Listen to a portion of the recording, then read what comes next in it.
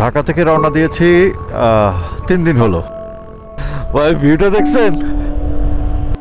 ওফ, কি পরিমাণ ধুলা! এবার দেখেন, মনে হচ্ছে সেই ক্র্যাশের পরে যে ধোঁয়াটা উঠছিল ওই পরিমাণ ধুলা বেরোচ্ছে গাড়ি থেকে এখন। দেখছেন? পাহাড়ে এসে নোয়াখালী তো উস্কায় লাভ কি? হ্যাঁ, পাহাড়ে যেগুলো এগুলো ছোট ছোট বাড়ি বাড়ি লাগবে, টেস্ট পাবেন ভালো। এটা খাওয়ার পরে আবার গরম লাগে। তরমুজ হচ্ছে অ্যাফ্রোডিজিয়াক একটা ফল। যারা ধরেন এডিবির মধ্যে ফ্যামিলি আছে, এডিবি ফ্যামিলি প্রোগ্রাম, এটা তো ভালো। ফ্যামিলি গুলা বঞ্চিত হয়, তো ফ্যামিলি যাতে বঞ্চিত না বউরা বউদের চিনুক। হ্যাঁ, তারা কম দিক। অ্যাডভেঞ্চার বউ বিপদও আছে, যদি কেউ চাপা মারে বউয়ের কাছে তখন দেখেছে আরেকজনের বউয়ের ফোন দেবে বউ, এই ভাবি অমুক কি আপনার এই চ্যাপ্টার অফ রাখতে হবে দাদা।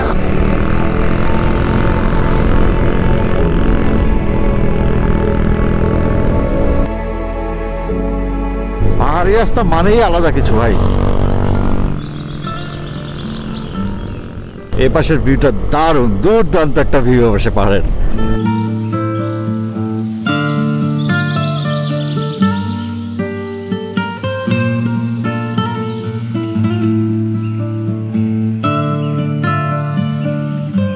দূরের গাছগুলো কি সুন্দর সারিবদ্ধভাবে দাঁড়ানো, তার পেছনে আরেকটা লেয়ার, এবং তার পেছনে যে লেয়ারটা দেখতেছেন এইটা হচ্ছে চিম্বুক।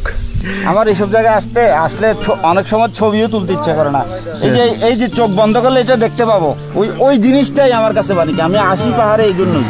ওকে, এখনো আমাদের আলীকদম পদ্ধতিতে প্রায় 70 কিলো বাকি। 70 কিলো? আরে 70। আর যে রোড দিয়ে এখন যাচ্ছে এটাই হচ্ছে টঙ্কাবতী রোড।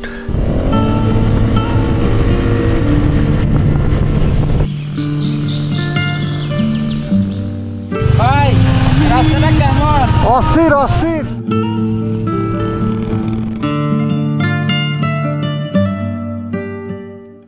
কালকের ফারুয়াটা এক্সট্রিম ভাই, এক্সট্রিম না হলে আপনি চিন্তা করেন কতগুলো অঘটন।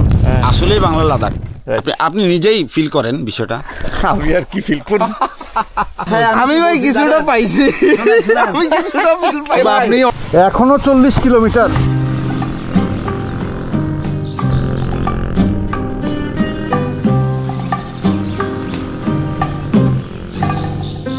এই জায়গাটা হচ্ছে বানিয়ারছড়া গজালিয়া সড়ক। এদিক দিয়ে আসছি তো।